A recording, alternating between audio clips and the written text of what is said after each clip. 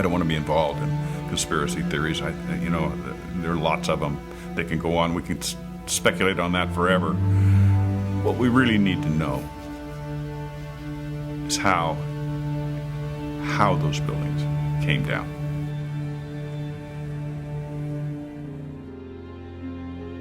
My husband Steve was 48 years old when he was killed on September 11th, 2001. He was in the North Tower on the 104th floor.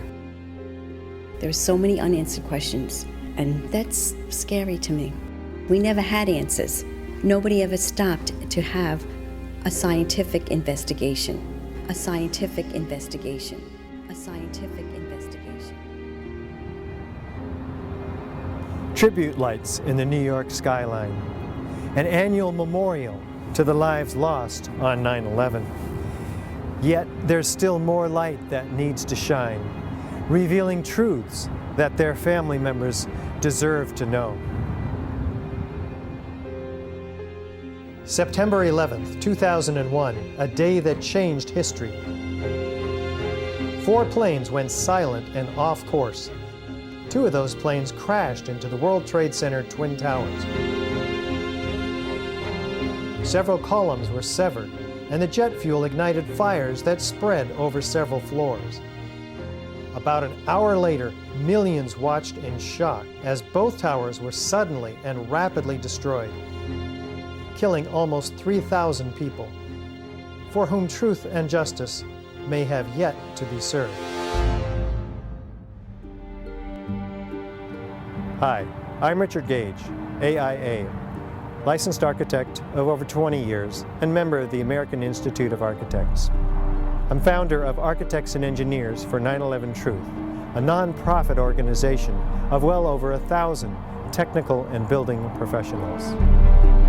According to official government reports, the fires weakened the structural steel framing of both twin towers, leading to sudden, progressive, and total collapses. Unknown to most people, a third steel frame high-rise, World Trade Center 7, was also destroyed. Critical questions have been raised by more than 1,500 architects and engineers about the official explanations for the destruction of all 3 of these buildings. Along with more than 10,000 other concerned individuals, these professionals, collectively comprising more than 25,000 years of experience, have signed our petition. They're calling for a new investigation into the destruction of these 3 World Trade Center high-rises. This call is based on evidence that reveals a very different destruction scenario than reported by government engineers. This includes abundant scientific forensic data and eyewitness testimony that was omitted from the official reports. You'll be seeing this evidence and hearing from dozens of these technical experts, including many who are among the top in their respective fields. I claim they're not doing science at all. They're doing propaganda or publicity or whatever they're doing, but it's not science. It's not playing by the rules of science. We at AE 9/11 Truth take President Obama at his word in his affirmation to the American people during his inauguration. How do we accomplish this? We've done our best by using the scientific method, examining the evidence from the World Trade Center and developing unbiased conclusions from unbiased experts in their fields. As coherent sets of scientific facts are brought into focus by the experts, the data, and the witnesses in this film, you'll come to a much greater understanding of the events of 9/11 and will be in a position to draw your own informed conclusions. Of course, the ones still most affected by the events of that tragic day are the family members of the victims lost on 9/11. Several have asked to appear in this documentary. Although our focus will be primarily technical, we are deeply moved and honored to give them the opportunity to speak directly to you. Now, let's hear from the AE 9/11 Truth professional petition signers who will share with you what conclusions they came to. Among these experts are high-rise architects and engineers in the fields of structural design, material science, chemistry, fire protection, metallurgy, as well as physicists, explosives experts, and demolition technicians. Also, psychologists, therapists, and counselors, along with theologian David Ray Griffin, who have a deep understanding of the personal issues associated with 9/11, will explain why it is so difficult for us to come to terms with the reality of these events, and learn how we can help ourselves and others with this difficult yet vital responsibility. We were confident, we felt secure, and all of a sudden that security collapsed. So the question becomes why? Why is it that people have so much trouble hearing this information? When your beliefs are challenged, fear and anxiety are created. We don't have leaders who would do those things. I believe that to be the kind of country that we think we are, we have to face some of the things that are not as we think they are. We need the truth in order to heal.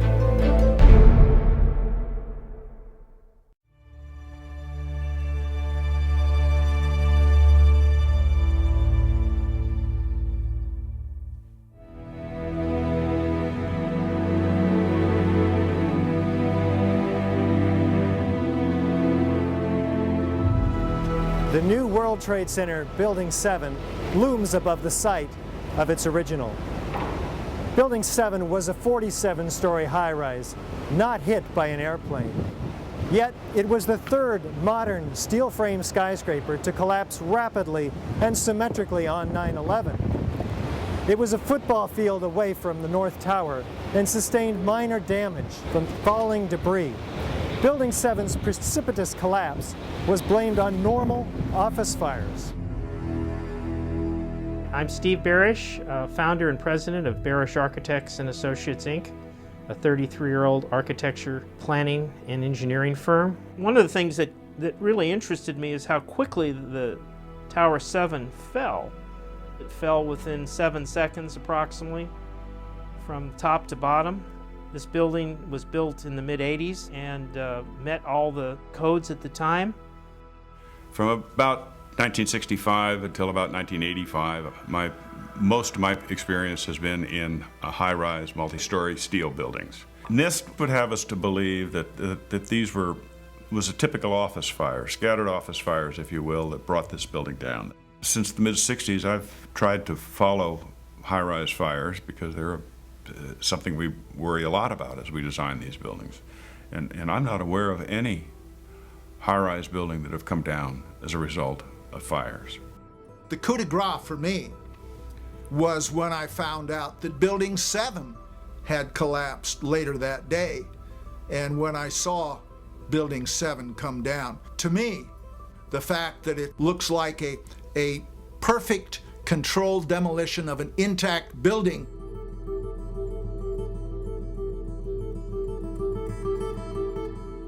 I mean, that's what I call a smoking gun.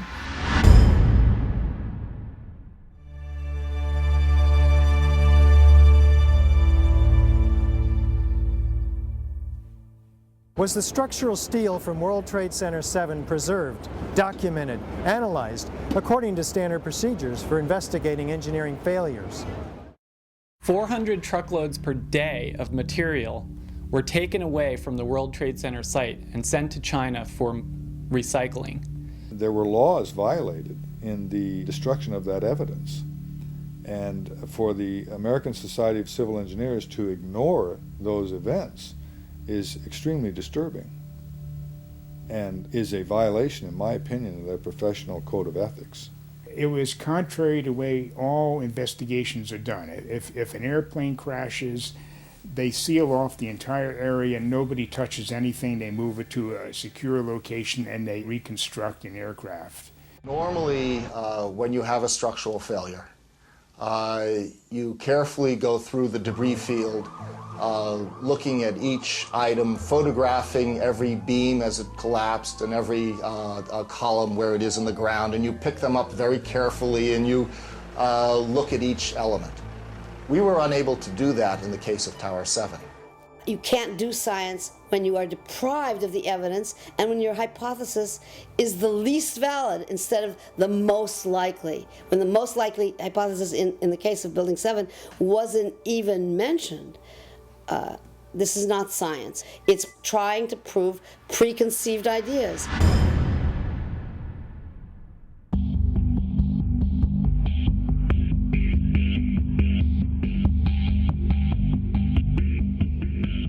Was a proper investigation performed that might have revealed the use of accelerants or explosives in World Trade Center 7's destruction? NIST concedes that they found no evidence for explosives. So then we asked them, well, did you look? And they said, no, we did not look for explosives or residues of explosives. Big explosion. Blew us back into the 8th floor. I'm okay, all right? Here, hold on. You want to call your mother or something? Just the fact that there were explosions means they need to be investigated. You hear that? Keep your eye on that building. It'll be coming down. The building is about to blow up. Move it back. We are looking back. There's a building about to blow up. We don't have the real story on what happened because there wasn't a proper investigation done.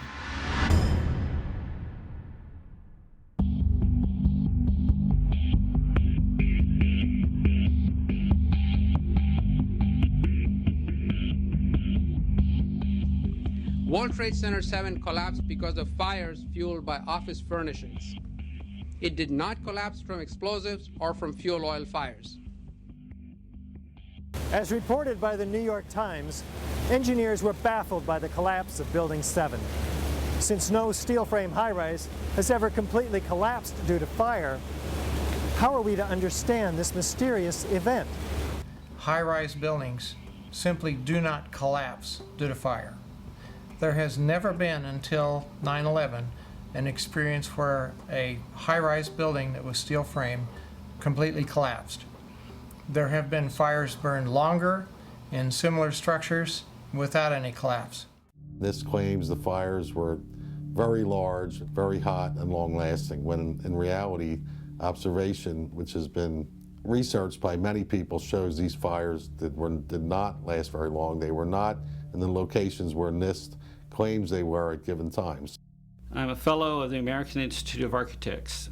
For the 40-plus years that I've been practicing architecture, I have designed a variety of buildings from small houses to high-rise office buildings.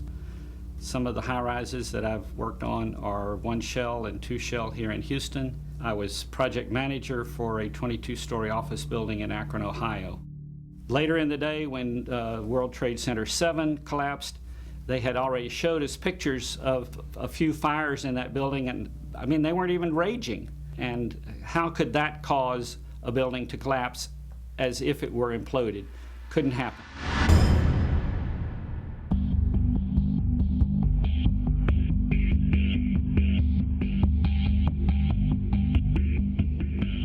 According to lead investigator Shyam Sunder of the National Institute for Standards and Technology, NIST, World Trade Center 7 collapsed at freefall acceleration for more than 100 feet of its fall.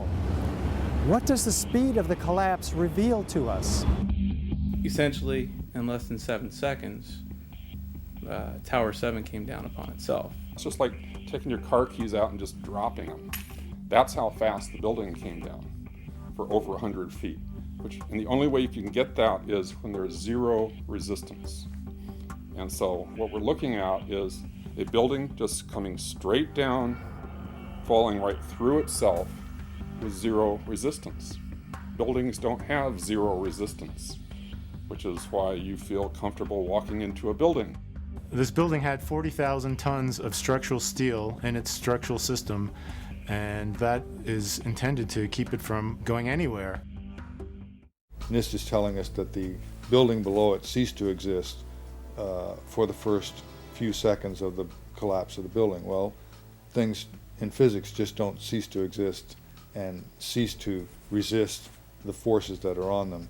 The building didn't disappear so the building can fall for 100 feet at free fall speed. That's impossible.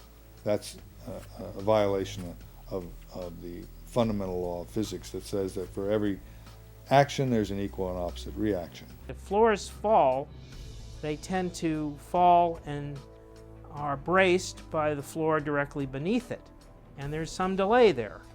Because of redundancy, because of all the other columns in the building that were not affected. Even if a floor were to collapse, it still wouldn't be able to collapse all of the connections simultaneously at the rate that it did without secondary explosions.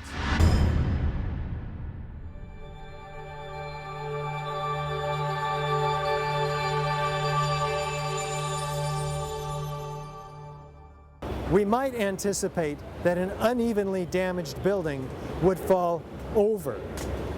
Yet, videos of the collapse of Building 7 show a fairly symmetrical fall. How do we make sense of this? If the buildings had come down by fire, we would have seen a more natural progression of collapse.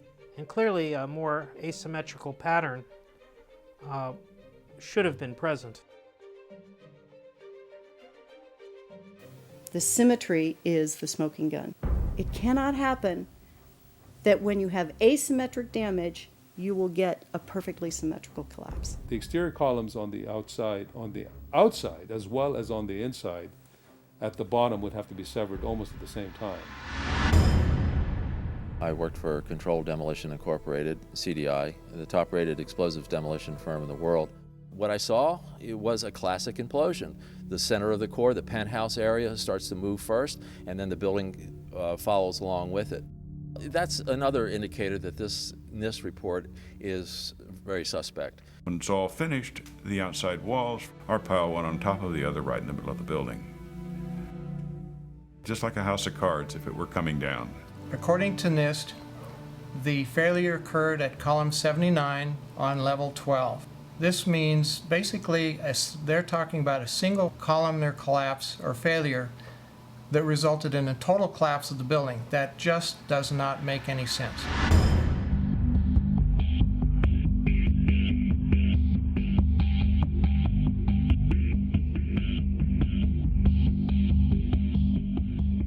The explanations from FEMA and from NIST don't add up. But there is enormous circumstantial evidence, circumstantial and actually physical evidence as well, that would lead us to a different conclusion. And the conclusion is controlled demolition. Dit is controlled demolition. Zeker weten. Zeker weten. Er is nagesprongen. Dit is in opdracht gebeurd. Dit heeft een team gedaan van experts. Building 7 to me is really what gives it away, because that's a classic case of controlled demolition.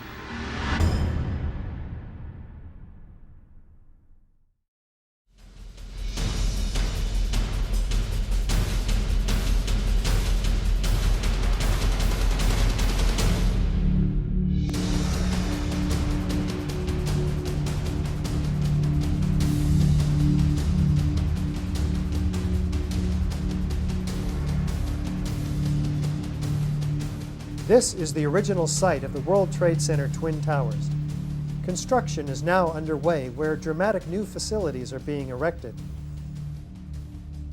Just 10 years ago, the planes hit the towers, cutting through some exterior and interior supporting structural steel columns. The fuel from the planes ignited office fires across several floors. According to the official reports, the structural steel frame was weakened and failed, causing a total progressive collapse of each tower. Does the official explanation make sense? Was there a comprehensive investigation that examined all of the evidence? I walked into the office and the first words that I heard was, "A plane's just run into the World Trade Center." And my initial thought was, well, that's okay. It's built to withstand a 707. It did not seem possible that these towers that were designed to withstand the impact of a 707 could possibly collapse in such a short order of time from the time that they were hit. The majority of the jet fuel was burnt up instantly in the big fireball, and it was gone. The fires that were left were office furnishings and carpet and things like that. A lot of things in these kind of buildings have to be fire resistant by nature. It's required by code. So there really isn't a whole lot of fuel in there to begin with. The media portrayed these fires as being extremely hot, but the fires were not that hot in World Trade Center 1 and 2. If you look at the NIST zone data, you could see this. And to use our own powers of observation, you could tell by seeing these fires and seeing black smoke come out the windows. That means that the fires were oxygen starved, and it was incomplete combustion. And so it was a low temperature fire. I looked up in a manual the burning temperature of jet fuel and found that under the conditions that existed at the World Trade Center on 9/11, that jet fuel had to have been burning at about 750 degrees Fahrenheit. I also noticed that the official explanation of what happened there was that the heat from the fire supposedly softened the steel and thereby brought the buildings down. If you have a flame at 750 degrees, you can hold that flame under a steel beam forever, and you'll never reach a high enough temperature to bend steel, let alone melt it. So immediately I knew at that point that the official explanation was dead wrong.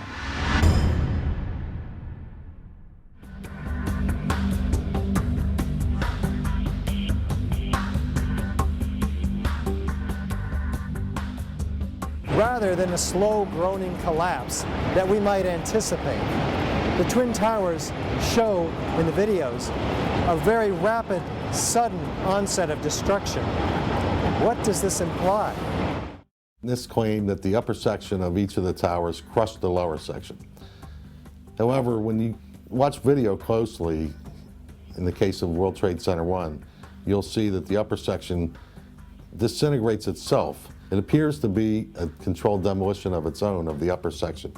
The top section, pushing on the bottom section, it's going to meet equal forces as it goes. Both sections are going to be demolished at the same rate. So by the time you've crushed up 15 stories below it, the top 15 stories are also going to be crushed. And so there's nothing left now to crush the rest of the building.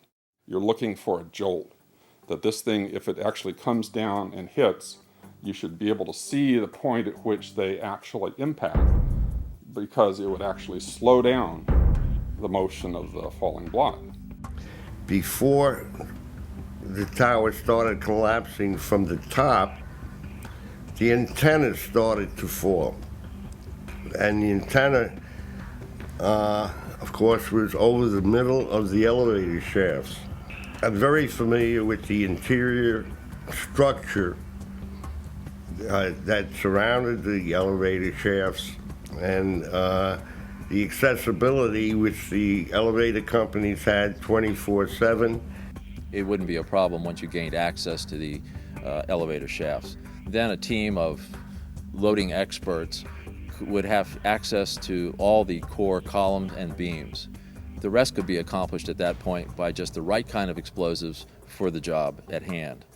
The only way that I can see that the towers could have collapsed is that the interior columns were compromised.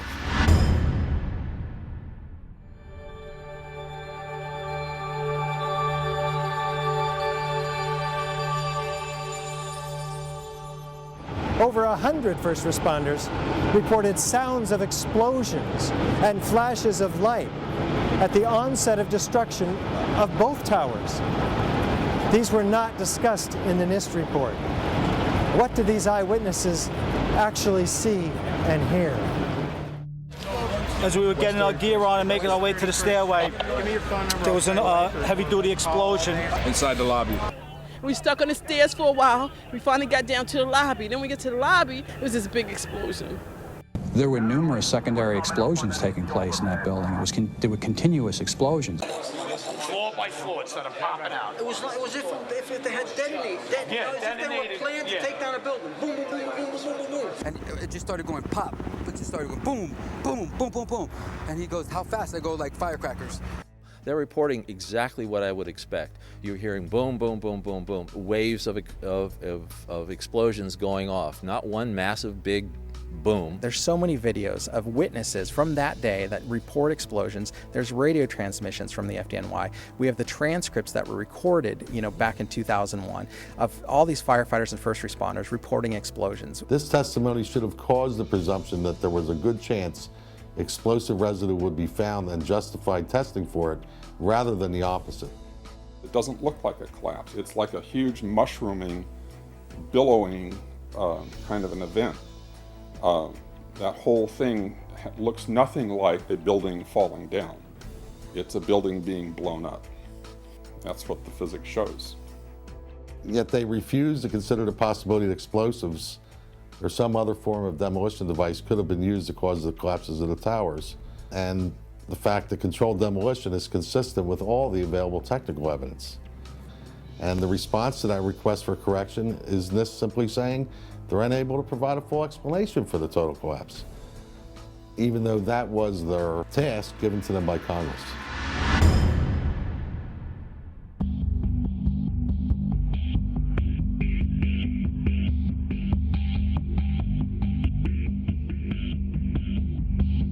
FEMA documents a 1,200-foot diameter debris field around each tower.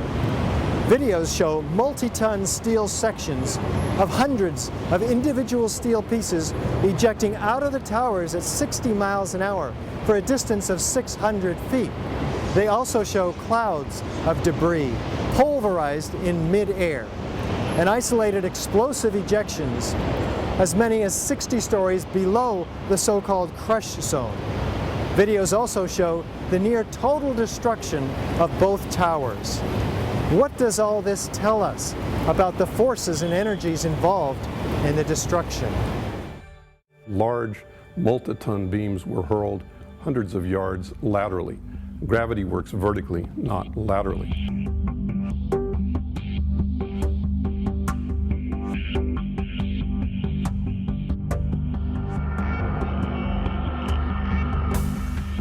So something's happening to throw these things horizontally at those kinds of speeds.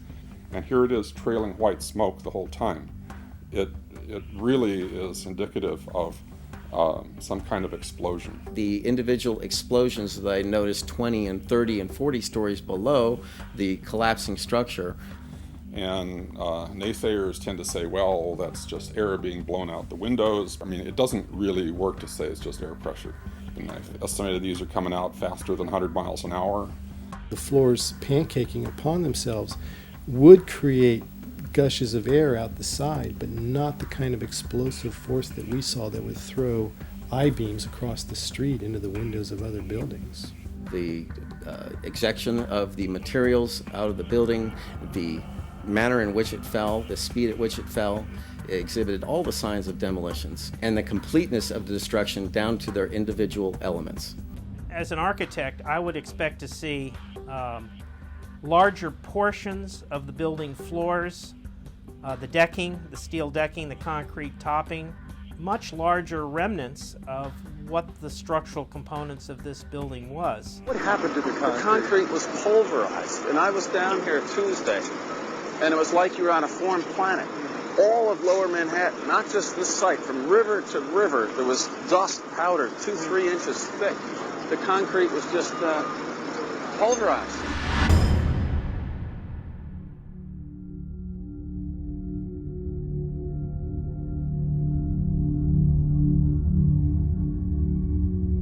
In its report on World Trade Center 7, which came out in May of 2002, FEMA documents in Appendix C steel that has been melted and even partially evaporated, resembling Swiss cheese.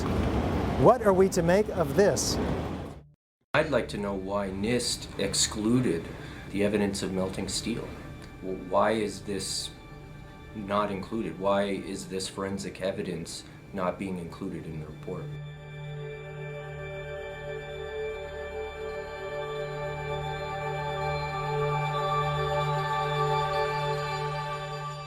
First of all, let's go back to your basic premise that there was a pool of molten steel. I know of absolutely nobody, and no eyewitness who said so, nobody who's produced it. You'd get down below and you'd see molten steel running down the channel rails. Like you're in a foundry. Yeah, like lava. Like it was lava from a volcano. Actually melted beams where it was molten steel that was being dug out. Underground, it was still so hot that molten metal dripped down the sides of a wall. It's this fused element of steel, molten steel and concrete and all of these things all fused by the heat into one single element. And they pulled off a big block of concrete, and there was like a little river of steel flowing.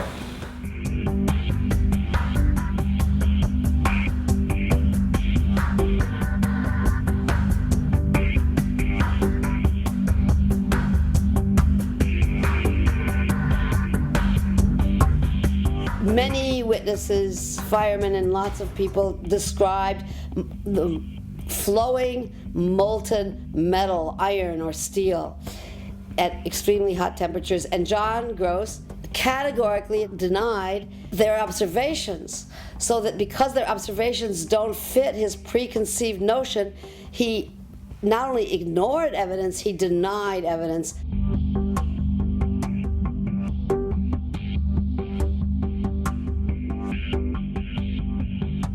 There were reports of molten steel having been seen in the rubble pile of all three buildings, and I knew that jet fuel, which is essentially kerosene, is not capable of melting steel nor iron. Kerosene or jet fuel burns at less than 1600 degrees Fahrenheit. And molten steel needs at least 2,700 degrees Fahrenheit in order to melt. In an office fire, you cannot generate enough heat to melt steel. And yet we have evidence of molten iron in the microspheres, in the rubble pile, and the metal pouring out of the side of the tower. So what is this molten metal? It's a direct evidence for the use of thermite. An incendiary used by the military, thermite is a compound of iron oxide and aluminum, which when ignited sustains an extreme heat reaction, creating molten iron. In just 2 seconds, thermite can reach temperatures over 4,500 degrees Fahrenheit, quite enough to liquefy steel. We know that open-air fires cannot burn hot enough to melt steel, but metal had melted at the base of the towers.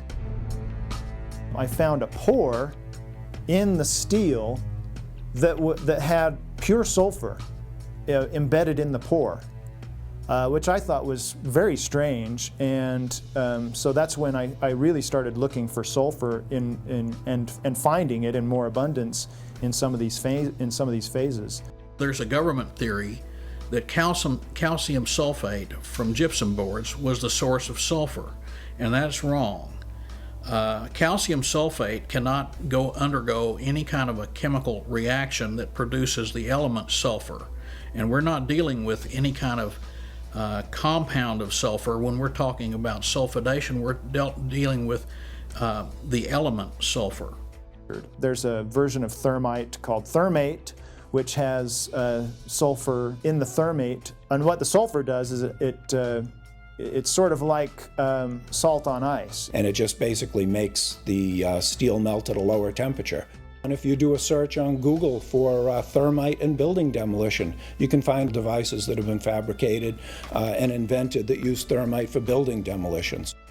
In the case of thermite cutting charges, you would have heard far less noise, since they are worked by thermal heating, melting of the steel, rather than an explosive cutting as in RDX charges. Overflights had detected with infrared camera 1,400 degree Fahrenheit hotspots on the surface of ground zero.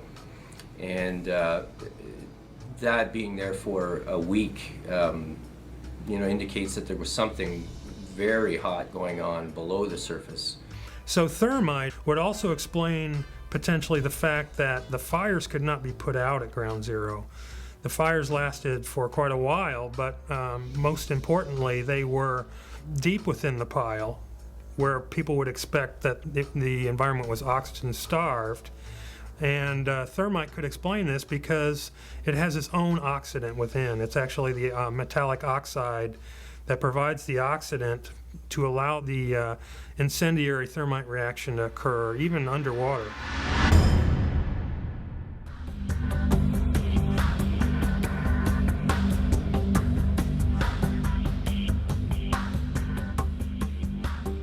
As much as 6% of the World Trade Center dust consisted of tiny, previously molten iron spheres.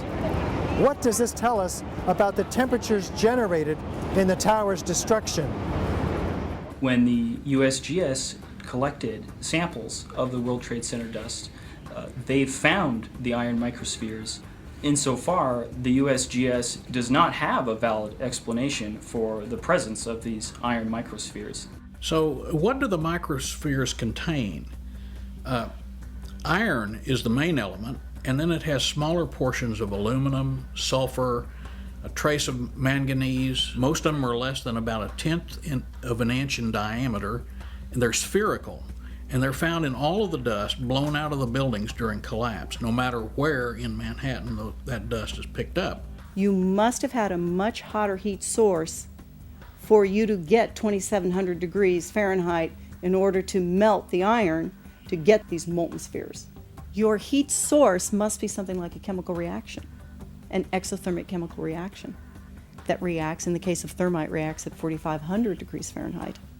My contention, based on finding thermite residue in the dust, is that it happened before. It didn't happen after in the fires that ensued in the rubble pile afterwards. It's all the characteristics of the microspheres, along with what I see in the attack of the beams that were actually found, tell me that thermite was involved in melting those steel beams.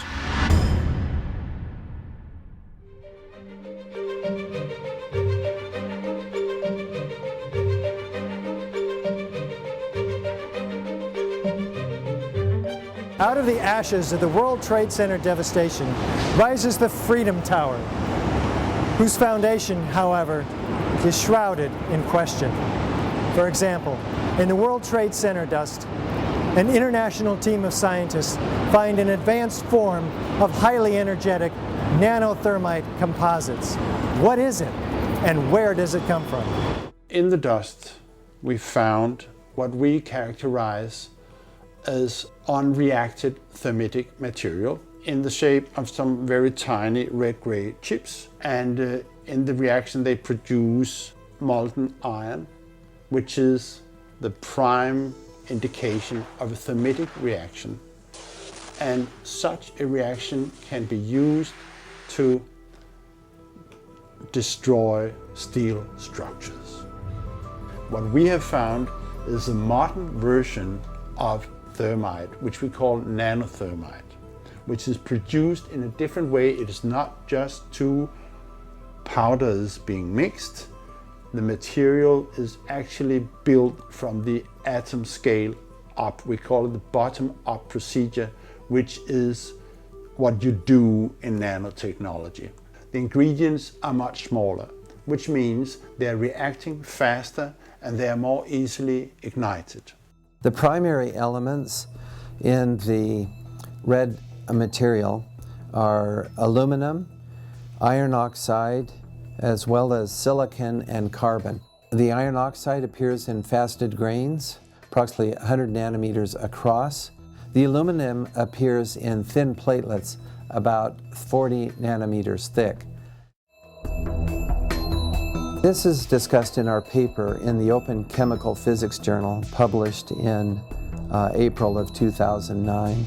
So far, none of these papers have been refuted in the literature, the scientific literature. So that means they are unchallenged in the scientific sense. They stand as an indictment, really, of the official story of 9/11. We also took paint that came off of the WTC steel and looked at that in the SEM and did a compositional analysis of that and found that it was not similar to the red gray chip or the red layer of the red gray chips. This cannot be paint. Paint does not have these exotic properties. It's impossible. This is material that is of military use that really shouldn't be there.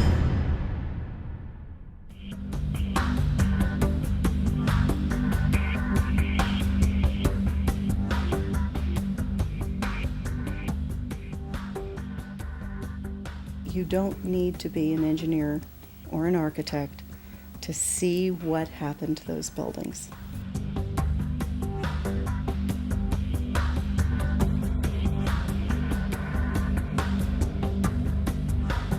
Any honest investigator would be looking at this and looking for explosives and so forth. The NIST investigation didn't go there. They just would not look for explosives. This has been the work of independent researchers, not NIST. So the preconceived notion of NIST is that there's no evidence for explosives, and so there's no point in looking. That is the most unscientific thing that you can possibly think of, not to look because you don't expect to find evidence, and in fact the evidence is overwhelming that these red-gray crystals are very high-temperature incendiaries. They state these conclusions for which there's virtually no evidence, and then they ignore conclusions that can be drawn from the evidence.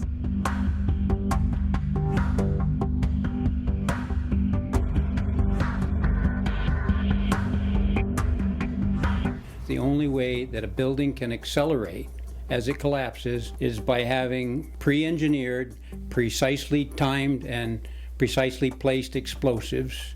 In other words, controlled demolition.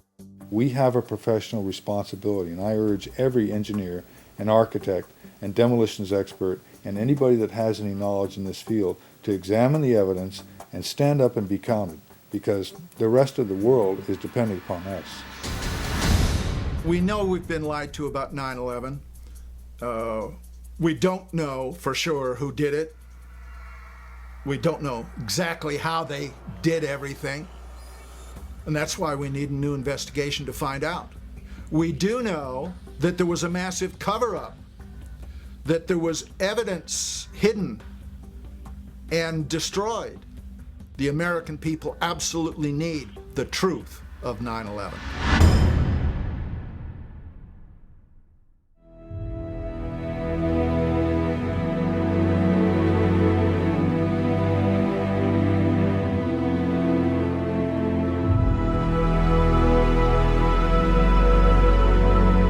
Some kind of consciousness raising on my part before I was willing to look at the possibilities.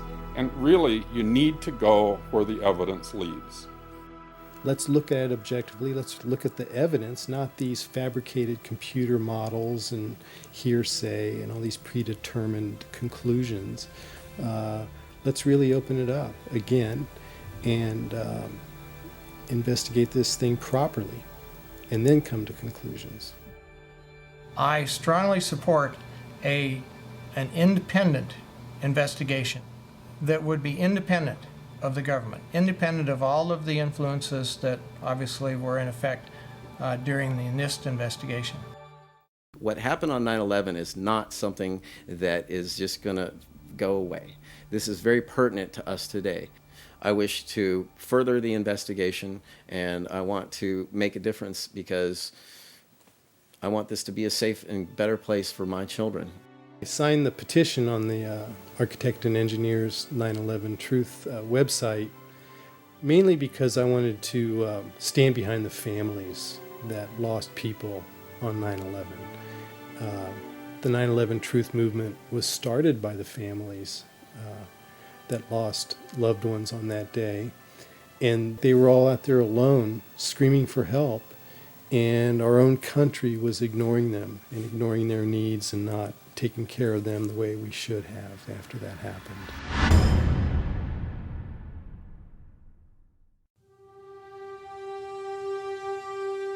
Most of us who have lived with the events of 9/11 have, as a result, experienced some kind of trauma.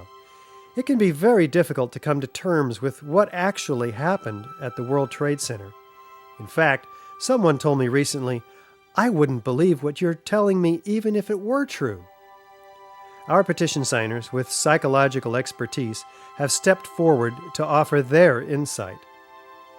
While this segment is clearly outside the knowledge base of the architects and engineers for 9/11 Truth, these experts in psychology highlight their valuable experience for us as to why this evidence can still be so difficult for people to accept. As we know, the horrors of what happened on 9/11 were televised all over the world, and they were televised, in fact, live. We witnessed the deaths of almost 3,000 of our fellow Americans. We know this had a very severe and traumatic impact on a majority of the population. At this point, we have 9 years of hard scientific evidence that disproves the government theory about what happened on September 11th, and yet people continue to be either oblivious to the fact that this information exists or completely resistant to looking at this information. So the question becomes why? Why is it that people have so much trouble hearing this information? From my work, I think we would be remiss not to look at the impact of trauma. Many people respond to these truths in a very deep way.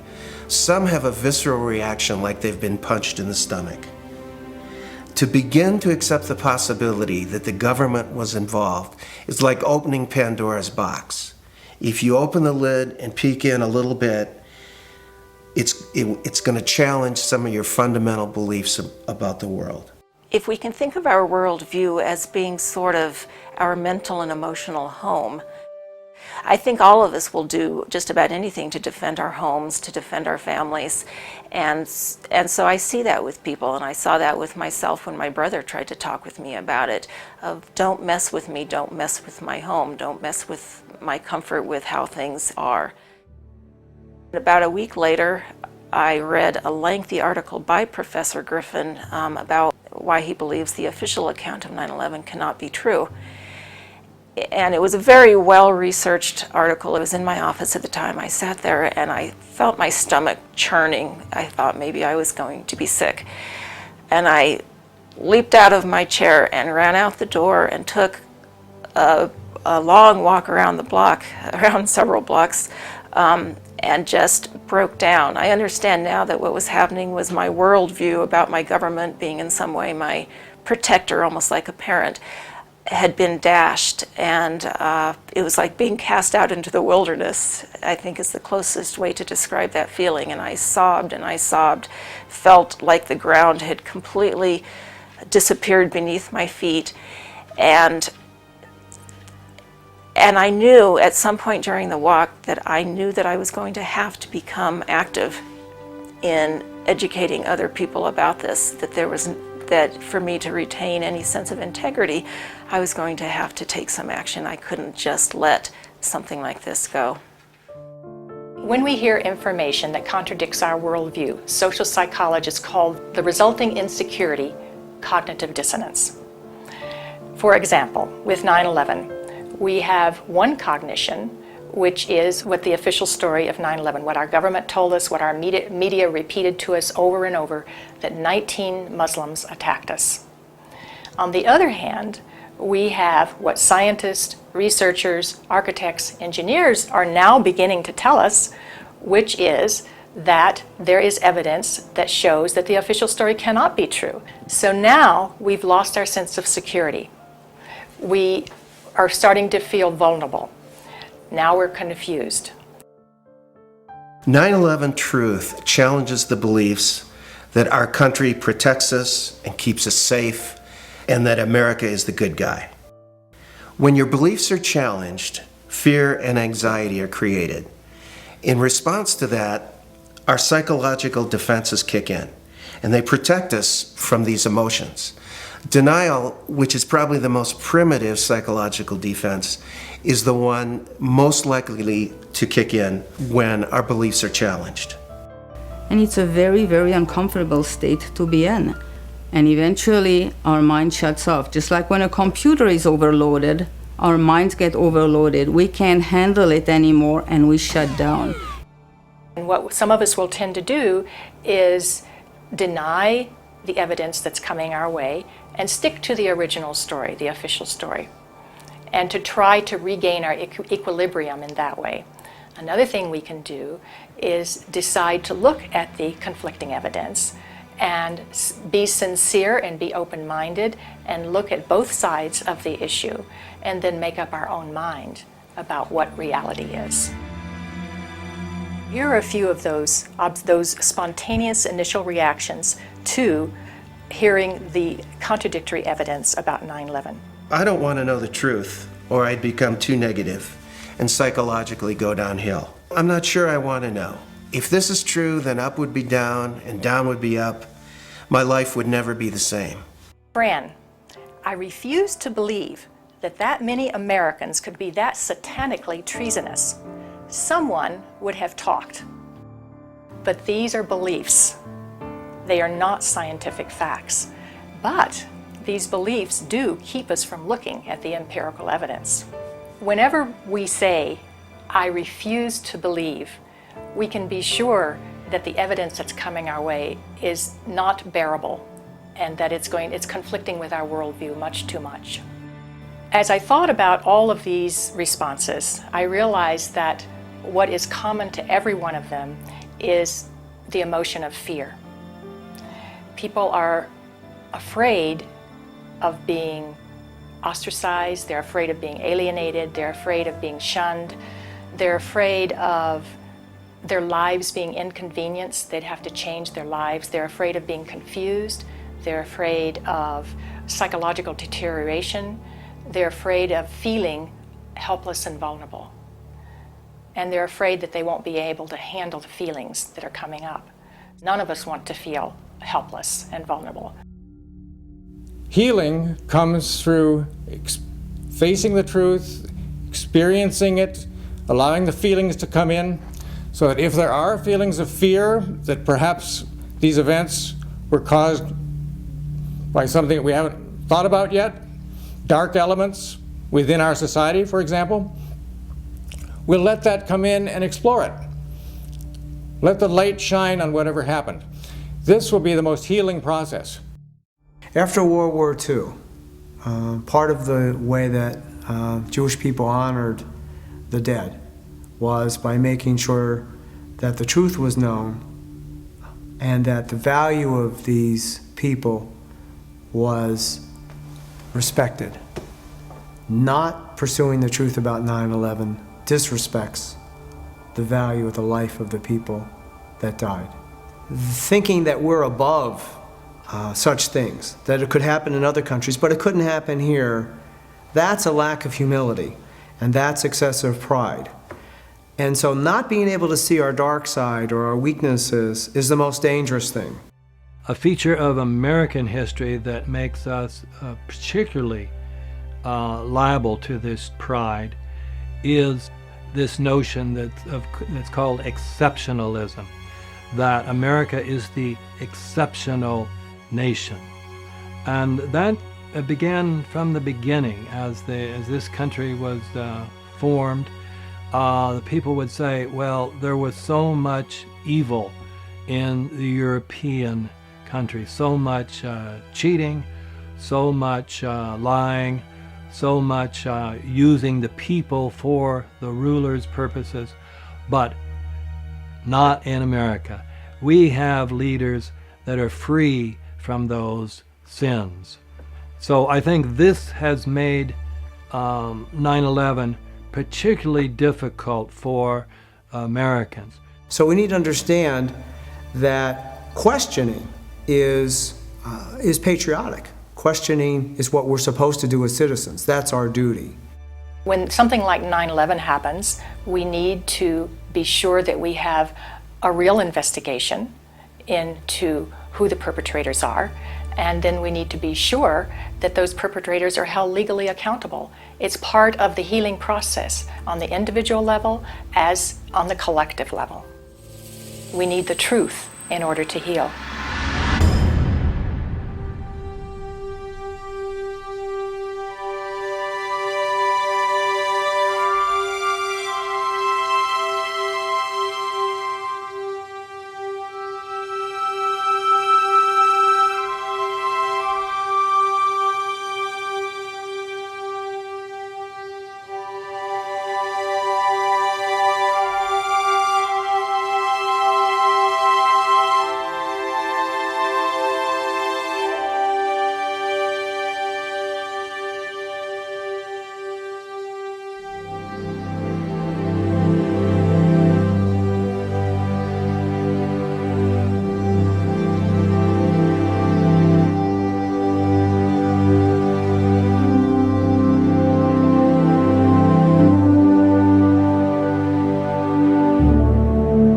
My name's Bob McIlvaine. I'm from right outside the Philadelphia area, and I'm the father of Bobby McIlvaine, who was killed in the lobby of the North Tower on September 11th, 2001. He was one of the first 10 bodies found. We took him home that week. We were one of the few. I finally found the doctor who examined him. All his injuries were in the face, the front of his face was blown off, massive cuts in his chest and his right arm were blown off. To me, that means explosion. What happened on September 11th was the tragedy where Neil was on Flight 175 and it crashed into the second tower. And I can't imagine what happened to him. My brother was my best friend. David has always been a firefighter. My brother went in to save people's lives.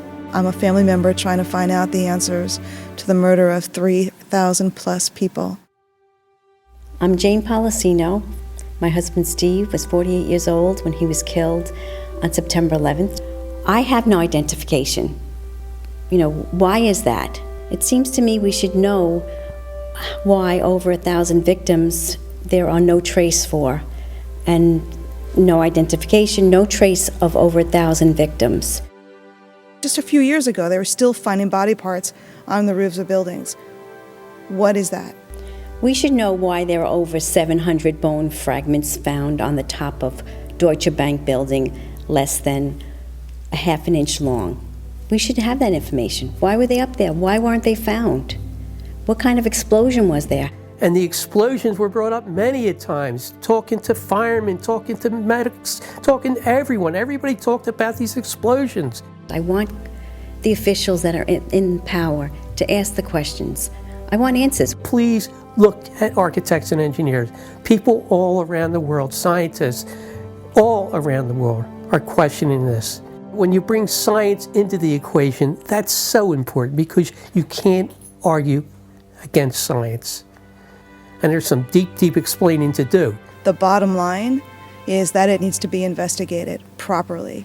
We will never heal. This country will never, ever, ever forget that day. We have to demand a new investigation. I want justice here.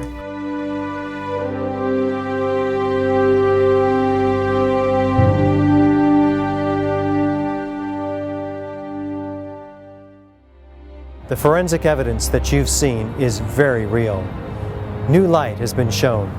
A third beam now reaches into the pitch black sky and stands in for the still officially unexplained free-fall destruction of the World Trade Center Building 7.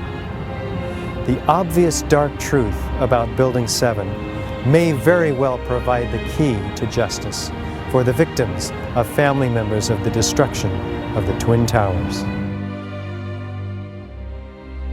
The country owns this. We were all victims. You all should want answers. It's not just ours, not just mine. We all lost something that day.